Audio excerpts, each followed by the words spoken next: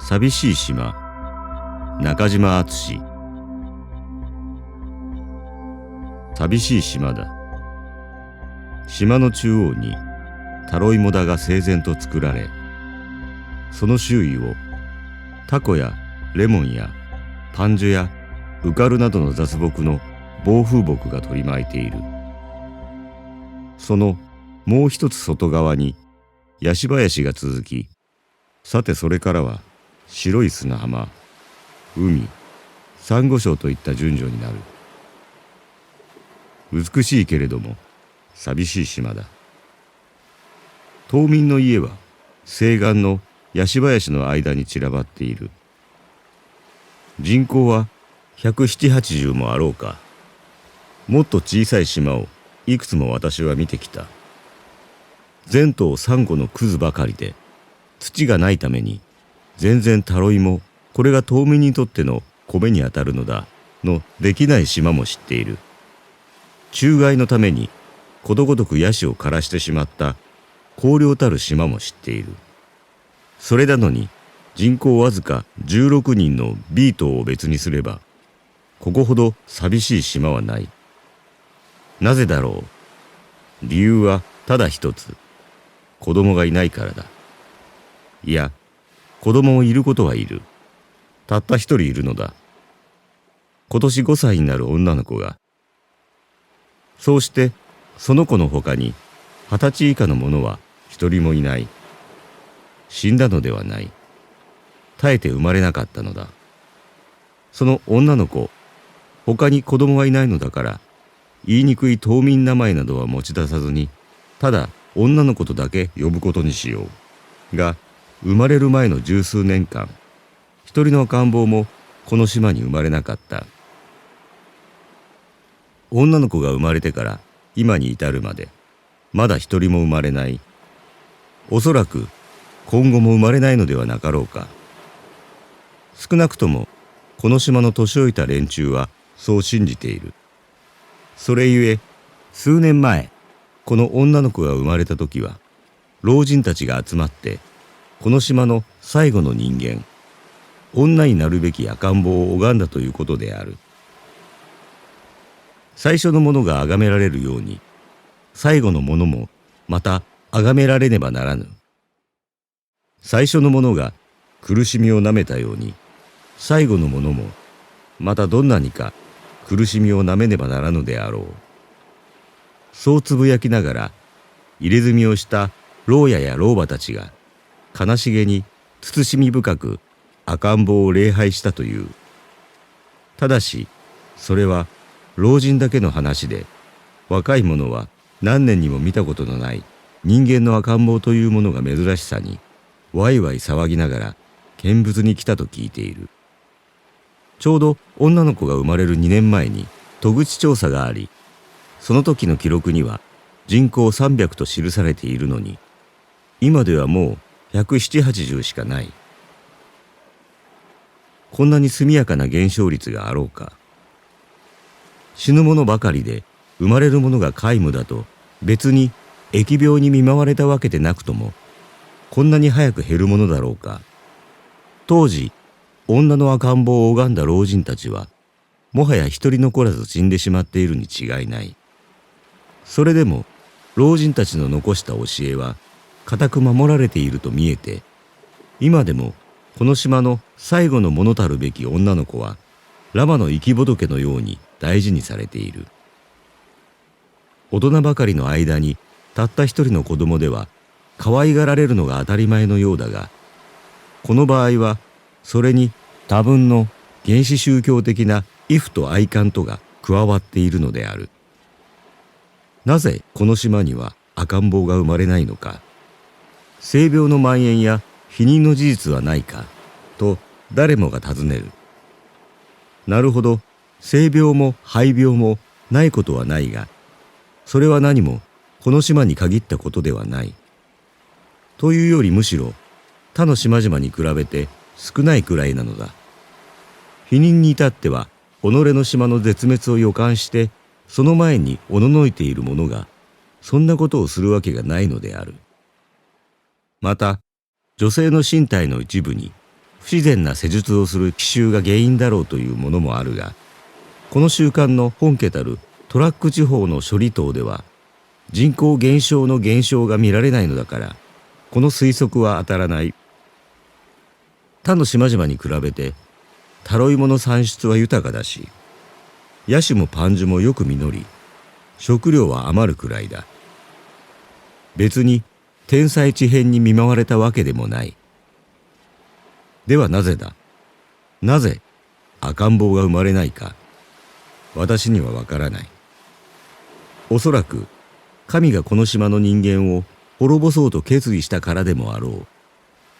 非科学的と笑われても、そうでも考えるよりほか仕方がないようである。よく手入れされた芋だと、美しいヤシ林とを真昼の眩しい光のもとに見ながら、この島の運命を考えたとき、あらゆる重大なことはすべてトロッツでも起こるといった誰かの言葉を思い出した。物が滅びるときはこんなものなのかと思った。科学者たちはその滅亡の後を見て数々の原因を指摘してはとくとくとしているが、その原因と称するところのものは何ぞ計らん原因ではなくて結果に過ぎないことが多いのである。秋の終わりの最後のバラに思いがけなく大輪の花が咲くことがあるように、この島の最後の娘も、あるいは素晴らしく美しく伶俐な子、もちろん島民の標準においてではあるが、であるまいかと甚だローマン的な空想を抱いて、私はその女の子を見に行った。そしてすっかり失望した。太ってこそいたが、薄汚い愚かしい顔つきの平凡な島民の子である。鈍い目にかすかに好奇心と怯えとを見せて、この島には珍しい内地人たる私の姿に見入っていた。まだ入れ墨はしていない。大切にされているとは言っても、フランペシアだけはできると見える。腕や足一面に美乱した腫れ物がはびこっていた。自然は私ほどにロマンティストではないらしい。夕方、私は一人渚を歩いた。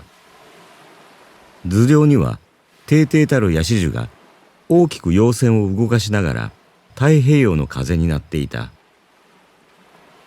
潮の引いた後の湿った砂を踏んでいくうちに、さっきから私の前後左右をしきりにかげろうのような、あるいは影のようなものがちらちら走っていることに気がついた。カニなのである。灰色とも白とも単褐色ともつかない、砂とほとんど見分けのつかない、ちょっとセミの抜け殻のような感じの小さなカニが無数に逃げ走るのである。南洋にはマングローブ地帯に多い赤と青のペンキを塗ったような塩招きガニなら至るところにいるが、この淡い影のようなカニは珍しい。初めてパラオ本島のガラルド海岸でこれを見たとき、一つ一つのカニの形は見えずに、ただ自分の周囲の砂がチラチラチラチラと崩れ流れて走るような気がして、幻でも見ているような錯覚に捉えられたものであった。今この島でそれを二度目に見るのである。私が立ち止まってしばらくじっとしていると、カニどもの逃走もやむ。素早く走る灰色の幻もふっと消えるのである。この島の人間どもが死に絶えた。それはもうほとんど確定的な事実なのだ。後はこの影のような砂の亡霊のような子ガニどもがこの島を領するのであろうか。灰白色の揺れ動く幻だけがこの島の主となる日を考えると、妙に嘘寒い気持ちがしてきた。白明というもののない南国のことで、日が海に落ちるとすぐに真っ暗になる。私が寂しい東海岸からそれでも人家の集まっている西岸へと回っていった時は、もうすでに夜であった。ヤシ樹の下の低い民家からちらちらと明かりが漏れる。その一軒に私は近づいていった。裏の炊事場。パラオではウムというが、ここ南方諸島では何と呼ぶのか知らないに炎が音もなく燃えていた。その上にかかった鍋には芋か魚でも入っているのだろう。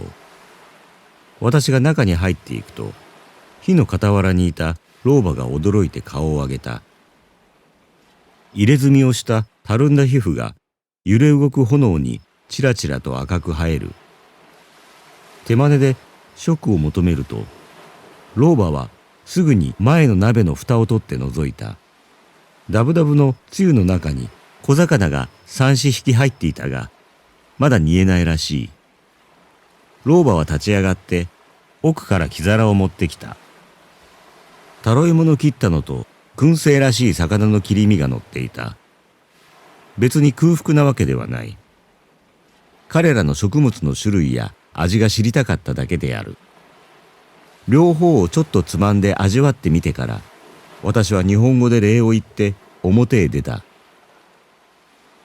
浜へ出ると、はるか向こうに私の乗ってきた、そうしてここ数時間のうちにはまた乗って立ち去る小汽船の灯火が暗い海にそこだけ明るく浮かび上がっていた。ちょうどそばを通りかかった島民の男を呼び止め、カヌーを漕がせて船に帰った。船はこの島を夜半に立つ。それまで潮を待つのである。私は甲板に出て手すりに寄った。島の方角を見ると、闇の中にずっと低いところで5つ6つの明かりがかすかにちらついて見える。空を仰いだ。帆柱や綱の黒い影の上にはるか高く南国の星座が美しく燃えていた。ふと古代ギリシャのある神秘家の言った天体の絶えなる快音のことが頭に浮かんだ。賢いその古代人はこう説いたのである。我々を取り巻く天体の無数の星どもは常に巨大な音響、それも調和的な宇宙の構成にふさわしい極めて調和的な壮大な快音を立てて回転しつつあるのだが、地上の我々は大初よりそれに慣れ、それの聞こえない世界は経験できないので、ついにその絶えなる宇宙の大合唱を意識しないでいるのだと。さっき夕方の浜辺で島民どもの死に絶えた後のこの島を思い描いたように、今私は人類の絶えてしまった後の誰も見るものもない暗い天体の整然たる運転を、ピタゴラスの言う巨大な音響を発しつつ回転する無数の球体どもの様子を想像してみた。何か荒々しい悲しみに似たものがふっと心の底から湧き上がってくるようであった。